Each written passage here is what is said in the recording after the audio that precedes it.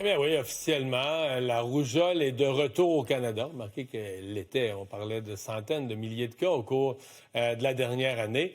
Mais il s'est quand même produit quelque chose hier, une maladie qu'on pensait, probablement encore plus vrai pour les plus jeunes là, qui nous regardent, qu'on pensait éradiquer. Maladie quand même grave, là, je vais y revenir.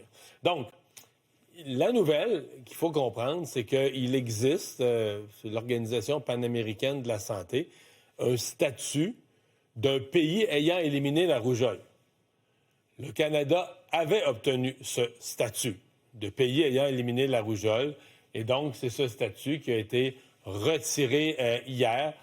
Diverses éclosions là, à travers le Canada au cours de la dernière année. Beaucoup en Alberta. Au prorata de la population, c'est en Alberta qu'il y a eu le plus de cas.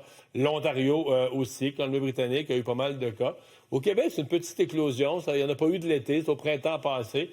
Mais au total, au Québec, on parle de 36 cas dans la dernière année. Donc, on a quand même réussi à contenir ça. Si on considère que dans d'autres provinces, c'est des 1000, 2000, jusqu'à presque 3000 cas dans certains cas. Je vous refais l'historique rapidement de la rougeole. D'abord, jusqu'aux années 60, là, pendant une longue période, c'était normal. Là. Il n'y avait pas de vaccin, il y avait une forte circulation de la rougeole, il y avait des enfants malades. En fait, à un certain point, tout le monde avait la rougeole. Certains vivaient avec des conséquences. Certains étaient très malades pendant, certains en mouraient, certains en gardaient des conséquences ensuite. Puis arrive une année critique, une année clé, 1963-64, en fait. On dit c'est le début, le vaccin apparaît, et le début de la vaccination contre la rougeole. D'autres années où on fait un saut, c'est 1996, où là, on arrive à la vaccination telle qu'on la connaît aujourd'hui. La fameuse, le vaccin à 2 doses, le rougeole, le rayon, rubéole. Donc ça date de 1996. Depuis ce temps-là, on procède de cette façon-là.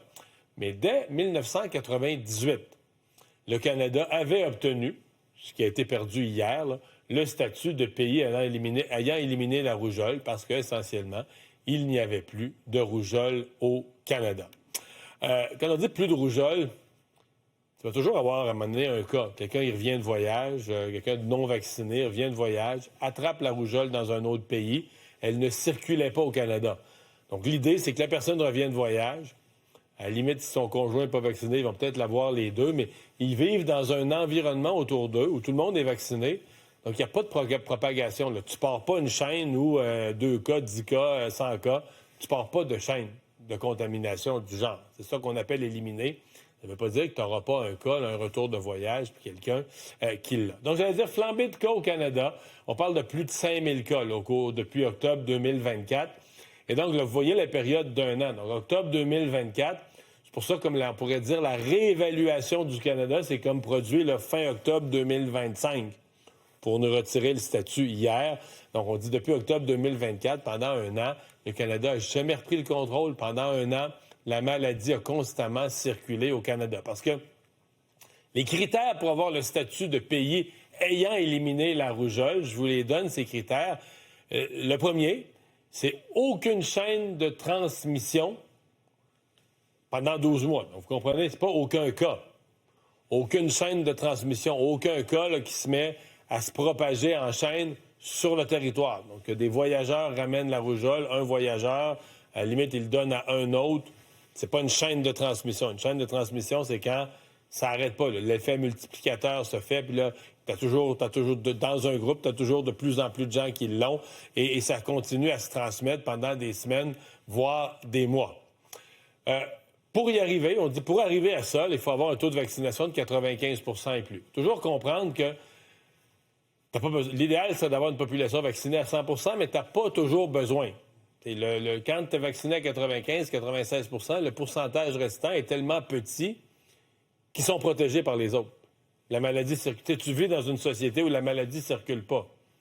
À moins que tu fasses un voyage à l'étranger, tu ailles l'attraper ailleurs, la probabilité de l'attraper dans ton pays est à peu près nulle.